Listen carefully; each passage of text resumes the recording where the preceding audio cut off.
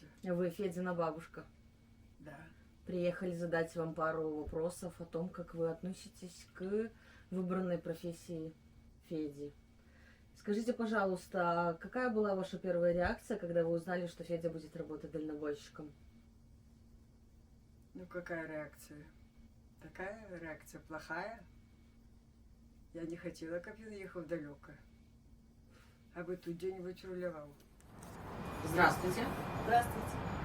Мы приехали к маме, у которой сын дальнобойщик, задать ей пару вопросов о том, как она относится к выбору своего сына.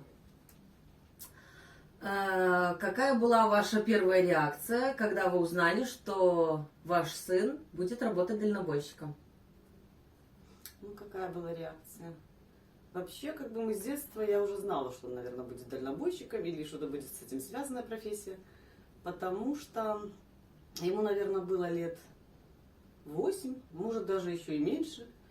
И он у меня на этих машинах просто был помешан, можно сказать. Он приходил со школы, ложился на диван, у него импровизированный руль в руках, и он лежал, ехал куда-то. Вот это ехал со звуками, ехал. И это продолжалось и год, два, и три. То есть мальчик взрослел, а вот эта вот его привычка, не знаю. Короче, я знала изначально с детства, что у меня сын будет водить большие машины. Переживаете ли вы, когда он уезжает? Ну, конечно, Каждый раз. переживаем. Человек один в чужой стране, спит в машине, готовит в машине. Как он там живет, что он там ест. Дороги все эти. Конечно, страшно. Аварий столько вообще на дорогах. И такая машина тяжелая. Такие машины водить вообще не знаю. Это надо какое-то особое умение. Не знаю, не каждый сможет, наверное, водить такую машину. Поэтому, естественно, переживаю, чтобы ничего не случилось. Ну, и все такое. Может быть, хотелось вам когда-нибудь отговорить его, чтобы он остался дома, завел семью, Ну, был всегда рядом? Попытки поговорить, конечно, были. Особенно, когда он взрослее человек, и, допустим, к 30 годам ближе становится.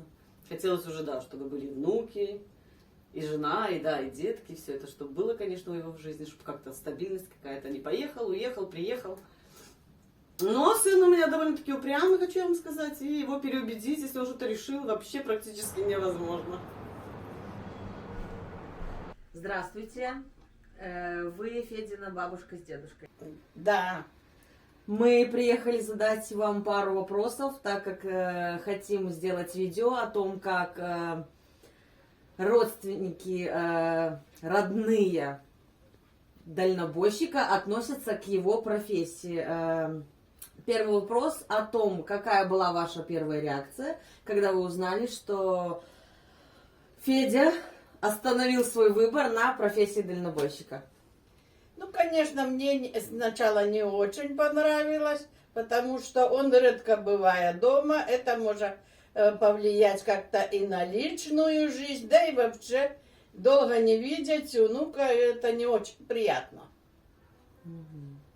Всем охота, чтобы внуки как-то были поближе и рядом. Все. Спасибо. Может, дедушка нам хочет что-нибудь добавить? Все, что я могу сказать, что сказала супруга, так все правильно. Спасибо большое. Переживаете ли вы, когда Федя далеко, Конечно. долго в рейсах и... О чем речь? Все переживают, потому что это родное дитя. Там и переживаешь. Может быть, вы пробовали когда-нибудь отговорить его от этого, что от этой бросить эту профессию, остаться дома, завести семью? Конечно, много раз говорили, но он сказал, что ему это очень нравится, а надо тоже как-то прислушиваться к его мнению. Не все ж свое мнение высказывать, надо прислушиваться к мнению и детей, и внуков. Ну, в общем, вы пытались ему советовать Да. о том, чтобы он... Остановился. Спасибо. Не ездил далеко. Здравствуйте. Здравствуйте. Приехали к отцу Федора, хотим задать ему пару вопросов, услышать его мнение о том, как он относится к выбору Феди. Какая была ваша первая реакция, когда вы узнали, что ваш сын будет работать дальнобойщиком? Какая? Положительная. Это его желание. А его желание я его поддерживаю полностью, его желание. То есть вы его поддержали? Ну, в принципе, работа, если бы, конечно, я бы больше хотел, чтобы он, конечно, закончил что-нибудь, чтобы было образование высшее, потому что без высшего образования сейчас очень тяжело. А работа дальнобойщика это не мед. Я поддерживаю. Заработок у нас, потому что в Белоруссии, например, без образования, я вообще не знаю, какая работа может. Строителям идти на стройку, где-то зима и хрен его знает, где лазить. И то не заработаешь особо, смотря где, как. Так что это... Переживаете ли вы, когда он уезжает в рейс, ведь на дорогах сейчас неспокойно? Ну, это само собой, конечно, постоянно ждешь. А он звонить не любит первым, он ждет постоянно, пока ему позвонишь или еще что. Поэтому, как отец, конечно, переживает. Само собой. Может быть, хотелось вам когда-то сесть, отговорить его от этой профессии, чтобы он был дома, рядом, всегда завел семью и... Ну, это было бы неплохо, конечно, чтобы рядом был. Не знаю, отговорить его не отговоришь, во-первых. А чтобы рядом был, конечно, уже годы не те, что-нибудь помогать. А работы, как говорится, здесь хватает, а помочь Варюшка не поможет, пока ничего, где-то далеко. Поэтому, конечно, надо было, чтобы где-то был рядом. Как вы думаете, может, в детстве были какие-то предпосылки к тому, что вот он будет работать в этой профессии? Может быть, он просто часто рассказывал о том, что он с бабушкой проводил много времени на заводе, катался на больших машинах. Может быть, все-таки это его... Было такое, да. Могли бы нам немного об этом рассказать? Еще и был маленький, я не знаю, ему году яких 5 было, чи сколько, он ляже на диван и рулевал все. Импровизировал. Мы даже купили специально руль. Валялся руль этой.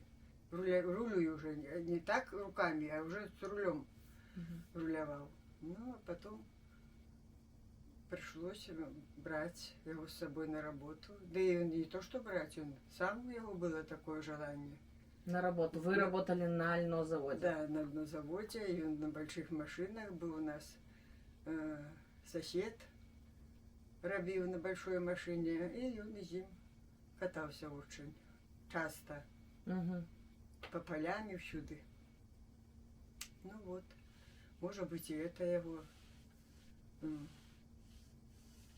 Сподвигло на выбор было такое, данной профессии. После школы пошел уже учиться на шофера. Никто ж ему не запрещав, ну, вчиться. Да ніхто ж не думал, что он поедет так далеко. А что его подвигло на такие большие расстояния, наверное, их служил в армии, я так поняла, и ездил на большой машине тоже, и ездил на учения. Казахстан где-то там те пески, что Бог его знает. Вот после этого и все, и пошло его дело. В общем, у него интерес вот этого вот неизведанного, да? Да. Преодолел его, и он решил уехать, я попробовал, познавать поехал, мир. И все. И все, и поехал. И поехал.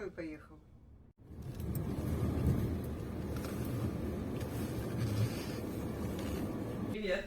Привет. Ты друг Федора, да? Да. Задам тебе пару вопросов. Какая была твоя первая реакция, когда ты узнал, что Федя будет работать дальнобойщиком?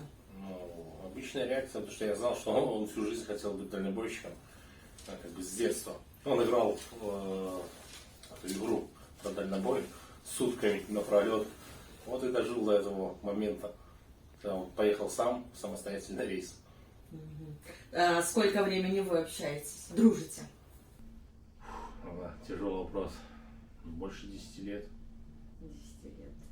Ну да. Слышала о том, что ты в свое время тоже хотел попробовать работать в этой профессии. И даже слышала о том, что Федя тебя стажировал. Расскажи нам, как это было, понравилось тебе? Хотел давно с ним съездить вместе в рейс, хотя бы пробно, сбоку. Но тут подвернулась такая возможность, что мы, получается, он меня стажировал месяц, и мы прокатились, мы объездили довольно-таки много стран, показал многие, ну, всякие фишки, скажем так, которые никто об этом не говорил, всякие подсказки, что смотреть, как принимать, ну, обучил, короче, от А до Я. Потому что я когда встретил своих одногруппников, которые пришли, они половину и не знали. Но они, правда, сделали стажировку за 2 недели. Но они даже не умели включить холодильник или сделать распечатку то же самое. Ну, так его обучил, конечно, мне хорошо. Ну, было, во-первых, что вдвоем было очень интересно и весело. Скажите, пожалуйста, как часто вы выходите с ним на связь, когда он далеко? Ну, не очень часто, но интересуемся, спрашиваем у внучки. Она приблизно знает, где он находится. Да и у батьки его спрашиваем. Ты, Федя, не звонил, не знаешь, где он? Вот такие дела. Интересуемся, конечно. Постоянно спрашиваем. Может быть, он вам когда-нибудь рассказывал, либо вы знаете, или где-нибудь там в кино видели, в каких условиях он проживает там? Он показывал нам даже по этому, и по телефоне, и все, и как-то и на видео смотрели. И он рассказывает, как его машина, что он говорит, она как дом. Я видела, что там даже и ковер на полу, и он ходит, как и все. Вы, то есть, следите за его YouTube-каналом, да? Да. Короче, это его квартира. Как часто вы выходите с ним на связь? Ну, часто, конечно, часто. И по вайберу мы с ним общаемся, по видеосвязи, и по смс-ке списываемся часто очень. Все равно возникают какие-то вопросы. И у меня где-то что-то, какие-то проблемы, у него там где-то что-то. Конечно, общаемся, созваниваемся. Показывает, как у него там плитка, где он там что-то разогревает. И где стоит. Бывают у него стоянки такие, вот оборудованные для дальнобойщиков, для машин этих, там где вот домики такие у них, где можно помыться, постирать белье свое. Все это он мне показывает, все рассказывает, я все это знаю. Вы, когда смотрите телевизор, может быть, вы какие-то новости читаете о Скандинавии, зная о том, что он там, погоду, когда показывают, может быть, смотрите? Нет, по телевизору я не смотрю ничего, я все это знаю из его видеоролика. Как часто вы выходите с ним на связь, когда он в рейсе? В принципе, можно сказать, постоянно. Если не разговариваем, то переписываемся. То есть общение поддерживаете переписками, Да, телефонными звонками, да. видеосвязь? Ну, как у нас связь, какая связь? У нас буль-буль-буль-буль иногда. Плохая звонишь, связь. Ничего не поймешь. Поэтому мы больше в последнее время раз переписались, да и все. И все дела. Знаете ли вы, в каких условиях он там проживает? Ну, знаю, конечно, сидит как собака в кабине, да и все. В каких он условиях. Ну, иногда какой, я не знаю, там редкий случай, наверное. Может, где-нибудь переночую, там, как говорится, при дороге какие-нибудь эти самые есть. Мини-отельчики, может, какие где-нибудь. А так, в основном, в кабине, где он ночует. Включаете ли вы телевизор погромче, когда речь идет о Скандинавии, может быть, про погоду смотрите? Интересуетесь страной там, где он находится? Ну, если честно сказать, конкретно я не включаю, потому что я постоянно с ним разговариваю и спрашиваю, как и что погода, поэтому для чего мне искать там Скандинавию, если по телевизору мало ли что могут сказать, я лучше напрямую узнаю, например, когда он ездит и где он ездит. Как вы думаете, что повлияло на выбор данной профессии? Может быть, в роду кто-то там у вас да, в роду не знаю. знакомые какие-нибудь там? Ну, во-первых, насчет водителя, это может даже в подъезде был, вот он часто на льнозавод ездил к бабе и катался, как-то фамилия, стой, Козленко, вот он с ним катался на льнозаводе. Тот даже при пожаре там что-то был, спасал, обгорел или что-то было. Такой мужик был хороший очень. В детстве были предпосылки к тому, что... Были, да, предпосылки были. Почему ты все-таки не решился остаться в этой профессии, там работать, посвятить себя? Не, ну я, может, еще поеду обратно, в принципе. То есть еще не все Всё потеряно. не потеряно, мне очень понравилось, я остался довольным, очень интересно. Может так, если ездить очень долго по одному и тому же маршруту это можно доесть. А так это мини-приключение. Люди платят деньги, чтобы поехать посмотреть кучу стран. А тут, получается, я еще привез и увидел реальную жизнь, как на самом деле живет Европа, не так, как ее показывают на телевизоре. Расскажи, пожалуйста, как ты относишься к тому, что он выбрал самое вот такое тяжелое место для работы, то есть там постоянно холод, снега, вот там цепи он надевает, узкие дороги, очень световой день очень короткий. Ну, как говорится, Федю я знаю давно. Вот, и ему всегда нравилась зима в целом. Плюс природа Скандинавии, она на самом деле очень интересная и очень красивая. Такого в Европе обратно-таки не увидишь. Ну, максимум, наверное, только в Альпах. И единственный минус, да, это цепи, но я с этим не сталкивался. Ну, я видел очень много Фединых видео, он мне скидывал, как все там происходит, как борется со стихией, что там бывает. Очень тяжелая и ответственная работа. Ну, Феде нравится зима, снег, его стихия. То есть ты хочешь сказать о том, что он морально сильный человек? Ну, конечно. Как вы думаете, что повлияло на выбор данной профессии? Может быть, в детстве, там, в роду, кто-то работал на большой машине, и он ездил? Нет, в роду у нас водителей практически по моей линии нету никого. А в детстве у нас бабушка работала на льнозаводе. И да, маленькому ему очень нравилось быть у бабушки на работе. А там КамАЗы, МАЗы, эти здоровые машины, трактора. Ему это очень нравилось. А его, что маленький ребенок, его эти водителя брали его с собой в рейсы. Он ездил с ними, как-то да. С детства у него было вот это, очень любил эти поездки на КамАЗах. Угу, спасибо. Знаете ли вы о существовании праздника День автомобилиста? Ну, конечно, кто его не знает. Поздравляете его? Да, обязательно. Расскажите, пожалуйста, может быть, в детстве у него были какие-то увлечения, он чем-то занимался? Вот я смотрю, возле вас стоят какие-то грамоты. Грамоты, да, это его, наверное, вторая фирма Крейс была. Да, он пошел работать в эту фирму. И довольно-таки хорошо себя зарекомендовал. Он участвовал во всех этих видеоконкурсах. Ему дарили очень много подарков. У него, да, 2 грамоты вот с этой фирмы. Тут очень плохо уже выгорело Горбо Федор. Подписано.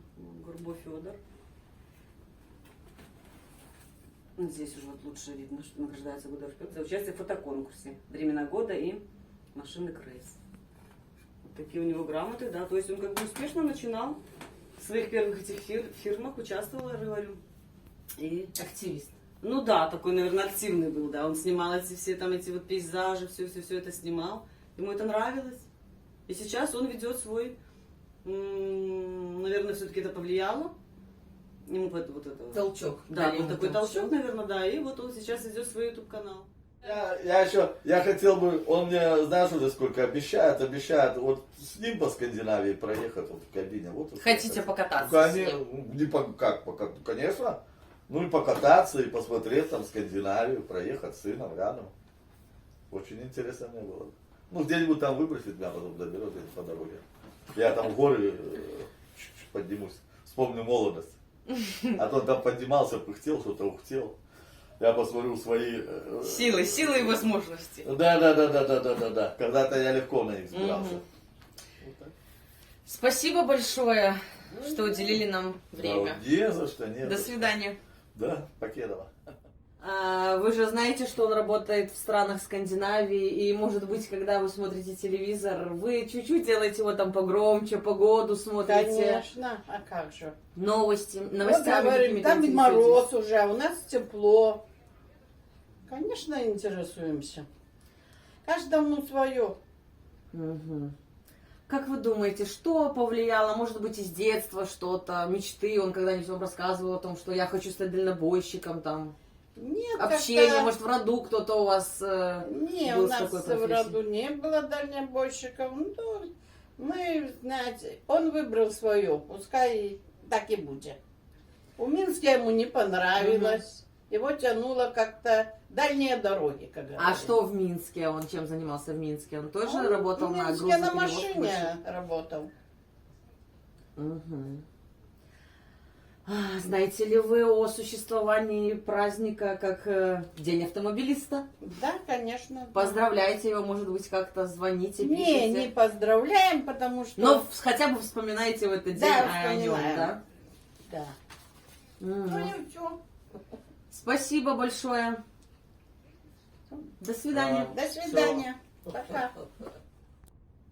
Знаешь ли ты о существовании такого праздника, как День автомобилиста? Поздравляешь ты его с ним? С этим? Ну, конечно. Вот, его как бы заслуженный настоящий праздник, потому что он настоящий водитель, автомобилист, точнее. Ну, всегда поздравляю. Главное его не путать с другим. Может быть, ты можешь рассказать о каких-то увлечениях его из детства? Чем он интересен? Большая часть это грузовой транспорт, фиори и так далее. Как бы, всегда было это интересно. Все большое. Где больше джойстиков, где больше кнопочек. Это про него. То есть он уже с детства интересовался большими машинами и, так сказать, провести большую часть своей жизни за рулем. Ну да, потому что он даже служил в автомобильных войсках. Как бы всю жизнь он связан с крупными автомобилями. И с различной техникой. Там, остался там на кране, наверное, поездить ему. Спасибо. Скажите, пожалуйста, а может вы знаете, почему именно Скандинавия? Ведь он работал в многих фирмах, там ездил по Европе. И все-таки вот который год он меняет, как бы, поменял фирму, но все равно он остался в этом направлении Скандинавия. Ну, думаю, почему Скандинавия? Потому что там действительно очень красиво. Горы, пейзажи все эти, горные реки, фьорды. Это действительно красота. То есть это его место. Это его место, ему это очень нравится. Спасибо большое за то, что уделили нам пару минут. До свидания. До свидания. Может быть, вы, когда смотрите телевизор и где-то слышите что-то про те места, в которых он сейчас находится, слушаете какие-то новости, там, погоду смотрите, какая там. Заостряйте внимание на том, что вот идет по телевизору, если вы знаете, что там находится Федя. Ну так погоду, по чому ти погоду глядеть, я не знаю. Новости какие-то, может быть, там. Новости это и показывают другой раз, этих дальнобойщиков гляжу обязательно.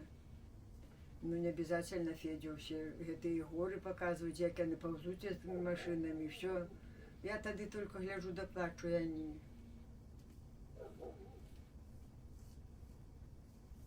Скажите, пожалуйста, знаете ли вы о существовании такого праздника, как День автомобилиста? Может, вы поздравляете его как-то в этот день, вспоминаете, даже если нет возможности выйти на связь? Если я сама не могу выйти на связь, значит, кто-то выходит. Света или... Света это Федина мама. Федина мама, и от меня поздравляют, бо я сама ж як. Нет возможности. По этих интернетах я ж не понимаю ни черта. Все, спасибо вам большое, что уделили нам время. До свидания. До свидания. Знаете ли вы, в каких условиях живет Федя и, ну, вообще больше 2 месяцев? Это мне неизвестно. В машине у меня шкурником. И все. Расскажи, пожалуйста, как вы вместе, когда вы были в рейсе, проводили свое свободное время? На выходных? Сейчас расскажу. Смотрели футбол, вот, смотрели бокс. Ну, как бы очень было нормально. Пели песни надо. Развлекались как могли вообще. Тогда разведка. Знаете ли вы о таком празднике, как День водителя? День водителя каждая пятница у нас. Водители. У нас, например, вот это вот сколько я работаю, у нас водители пятница, день водителя. Постоянно. Ну серьезно, ну вот так. Что ты не слышал? Пятница это день водителя. Угу. Вот он неделю они отработали, ну а там могут расслабиться. Потому что трубку заставляют дышать все. Куда смотреть? Куда хочешь. И даже слышала о том, что Федя тебя стажировал. Расскажи нам, как это было, понравилось тебе? Я давно собирался для начала съездить просто с ним. Давай, давай. Ну, вы переговаривали. Да. Заодно. Получается, я давно хотел с им. Блядь, я уже запутался. Бабушка у напряженні. І все переживає за його і переживає. Потому що, як покаже, там, у яких він горах їздить там, так вообще бы что. Класс! Ты задала мне вопросы, теперь я думаю спросить пару вопросов у тебя. Вопрос такой, как тебе вообще быть в отношениях с дальнобойщиком? Как это?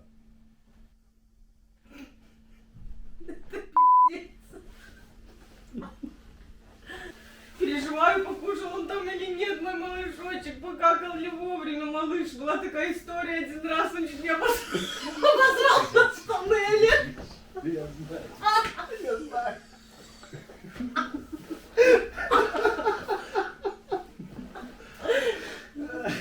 Пожалуйста, спасибо. Вот это оставлю, пожалуйста и спасибо.